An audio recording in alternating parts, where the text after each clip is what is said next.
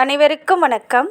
எல்லாம் வல்ல ஸ்ரீ சத்குரு சாய்நாதரின் அருளோடும் வராகி அன்னையின் அருளோடும் நம் வேண்டுதல்கள் அனைத்தும் நிச்சயம் நிறைவேறும் நம்பிக்கையுடன் தொடர்ந்து வழிபட்டு கொண்டே வாங்க. இன்றைய பதிவில் பார்க்க போகிற ஒரு விஷயம் உங்கள் அனைவருக்குமே மிகவும் ஒரு பலன் தரக்கூடிய ஒரு விஷயத்தை தான் நான் ஷேர் பண்ணிக்க போகிறேன். அதாவது இன்றைக்கி பார்த்திங்கன்னா நவராத்திரியோட முதல் நாள். அதாவது இந்த நவராத்திரியை என்ன சொல்லுவாங்க அப்படின்னு பார்த்திங்கன்னா குப்த நவராத்திரி அப்படின்னு சொல்லுவாங்க. இந்த நவராத்திரி நம்ம தமிழ்நாட்டில் அந்த அளவுக்கு செலிப்ரேட் பண்ணுறது கிடையாது. வட மாநிலங்களில் இதை ரொம்ப ஒரு விசேஷ நாளாக கொண்டாடப்படுது. ஏன்னு கேட்டிங்கன்னா குப்த நவராத்திரி அப்படின்னா மறைமுகமாக யாருக்கும் தெரியாமல் நம்ம வீட்டிலே பூஜை 9 நாளும் பண்ணுவோம். அதை தான் குப்த நவராத்திரி அப்படின்னு சொல்லுவாங்க.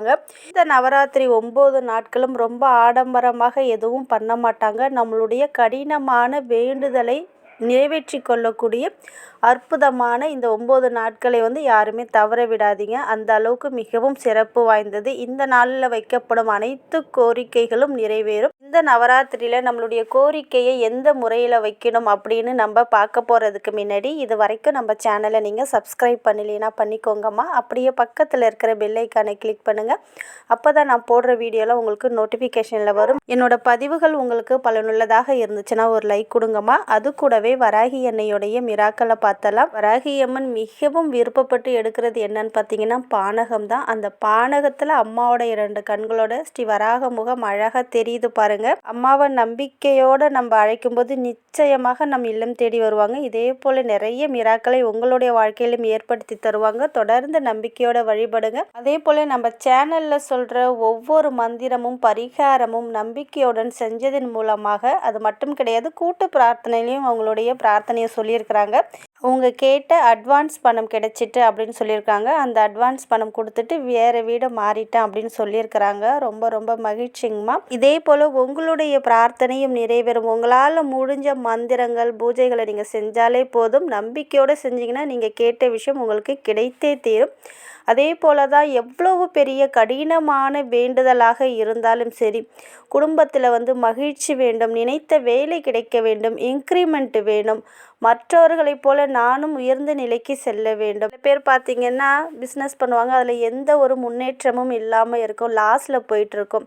சில பேர் ரொம்ப நாளாக திருமணத்துக்காக வெயிட் பண்ணுவாங்க, ஆனால் அவங்களுக்கு திருமணம் நடக்காமல் இருக்கும். குழந்தை பாக்கியத்துக்காக சில பேர் வெயிட் பண்ணுவாங்க, அதுவுமே அவ்வளோ சீக்கிரம் கிடைக்காம இருக்குது இல்லையா? அதுபோல் வீடு கட்டி பாதியிலே நிற்கிது, இல்லை சொந்த வீடு வேணும். இதுபோல் உங்களுடைய பெரிய பெரிய ஆசைகளை நிறைவேற்றி கொள்ளக்கூடிய அற்புதமான நாள் தான் இந்த 9 நாள் குப்த நவராத்திரி. இன்றையிலேருந்து அது ஸ்டார்ட் ஆகுது. 10/2/2024 அன்று சனிக்கிழமையில் இந்த குப்த நவராத்திரி வருது. மிகவும் விசேஷமானது. காளி அன்னையை வணங்கக்கூடிய ஒரு நாள் தான் இந்த குப்த நவராத்திரி. நம்ம வராகி அம்மனும் காளியின் சொரூபந்தான். அதனால் வராகி அன்னையுடைய ஃபோட்டோ சிலைக்கு முன்னாடி நான் சொல்லக்கூடிய வழிபாடு நீங்கள் செய்வதன் மூலமாக உங்களுடைய தீர்க்க முடியாத எந்த ஒரு பிரச்சனைக்கும் இது தீர்வை கண்டிப்பாக கொடுக்கும். கணவன் மனைவி பிரிஞ்சிருப்பாங்க, அவங்க ஒன்று சேரத்துக்கு இதை தாராளமாக பண்ணலாம். நல்ல பிஸ்னஸில் முன்னேற்றம் ஏற்படணும், கேட்டது கிடைக்கணும். சின்ன சின்ன விஷயங்கள் கேட்காதீங்க. உங்கள் உடம்புல ரொம்ப நாளாக தீர்க்க முடியாத நோய்கள் இருந்தாலுமே இந்த ஒரு வழிபாடை நீங்கள் மனதார பிரார்த்தனை பண்ணும்போது நிச்சயம் உங்களுடைய பிரார்த்தனை நிறைவேறும்.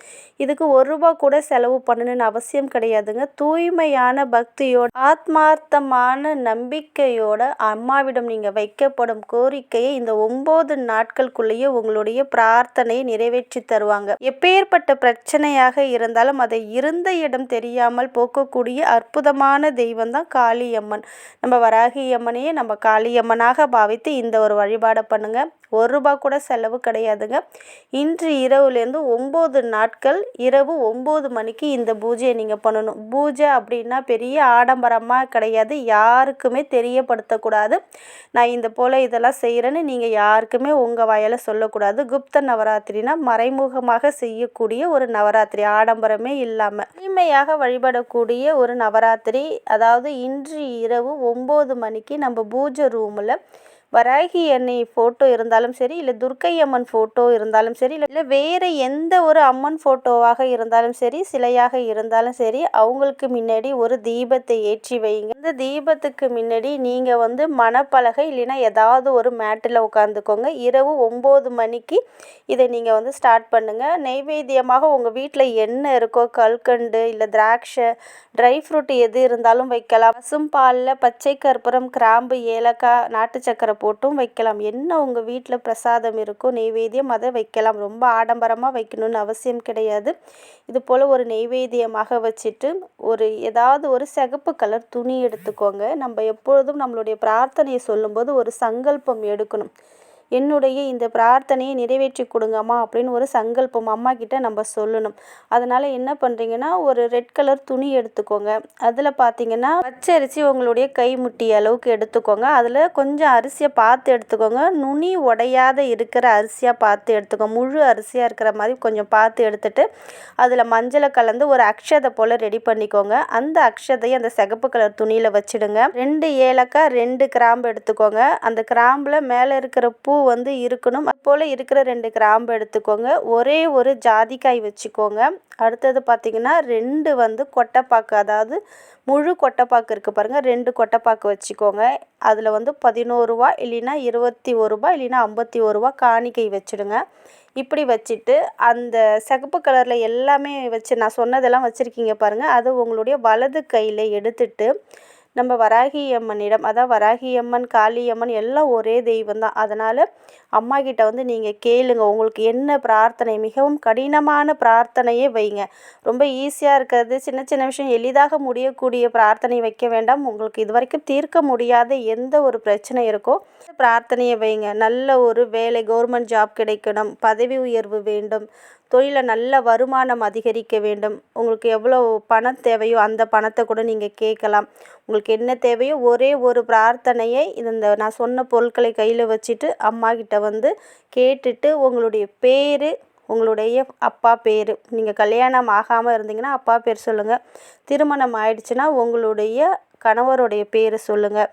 நீங்கள் எங்கே இருக்கீங்க அந்த அட்ரஸை சொல்லுங்கள். இது போல் இந்த ஊரில் இந்த தெருவில் இருக்கேன், என் பேர் இது தான் அப்படின்னு எல்லா டீட்டெயில்ஸும் அம்மாட்ட சொல்லிவிட்டு நீங்கள் சங்கல்பம் எடுத்துட்டிங்களா, இந்த ஒரு பிரார்த்தனை எனக்கு நிச்சயமாக நிறைவேற்றி தாங்கம்மா அப்படின்னு சொல்லிவிட்டு அதை வந்து முடிச்சு போட்டு அம்மாவோட பாதத்தில் வச்சுடுங்க. அவ்வளோதாங்க. இப்படி வச்சுட்டு நான் சொல்லக்கூடிய மந்திரத்தை 108 முறை வந்து டெய்லியுமே 9 நாட்கள் சொல்லணும். வேறு எதுவுமே பண்ண வேணாம். முதல் நாளில் தான் அந்த அரிசி, ஏலக்காய் இதெல்லாம் நம்ம மூட்டை கட்டி வைக்கிறோம் பாருங்கள், அது ஒரு நாள் வச்சா போதும். இந்த 9 நாட்களும் மந்திரம் மட்டும் சொன்னால் போதும். ஒரு தீபம் ஏற்றி வச்சுட்டு ஏதாவது ஒரு நெய்வேத்தியம் வச்சுட்டு இந்த மந்திரத்தை சொல்லுங்கள். அது என்ன மந்திரம் அப்படின்னு பார்த்தீங்கன்னா, ஓம் க்ரீம் காளிகாயை நமக, ஓம் க்ரீம் காளிகாயை நமக, ஓம் க்ரீம் காளிகாயை நமக அப்படின்ற மந்திரத்தை 108 முறை சொல்லுங்கள். சிரத்தையோடு சொல்லுங்கள். உங்களுடைய வேண்டுதல் எந்த அளவுக்கு நிறைவேறணும்னு நீங்கள் உங்கள் மனசில் வைராகியம் இருக்கோ அந்த அளவுக்கு சொல்லி மன உருகி சொல்லுங்கள். நிச்சயம் உங்களுடைய பிரார்த்தனை அம்மா நிறைவேற்றி தருவாங்க.